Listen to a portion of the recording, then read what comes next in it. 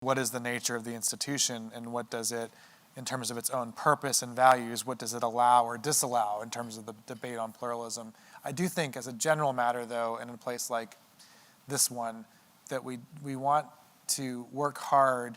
to dialogue authentically across deep differences, because if we can't figure it out in a place like this, I'm really worried for the rest of the country. I mean, you're in a place where you're around a group of people for several years, hopefully with faculty who are guiding you through really good and hard questions, and you are relatively speaking safe and well off, so you have your basic needs met to have these conversations. And if you can't figure out, and with guidance and help,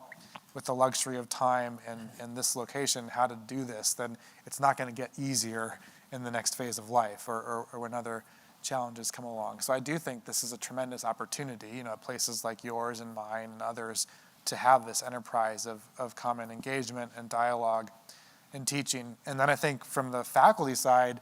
I think a good teacher is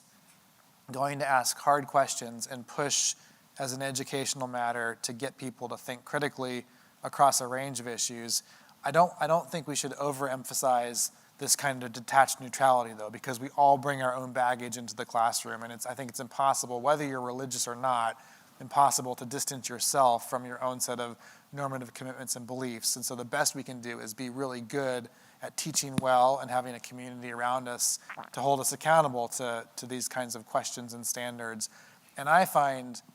even though I have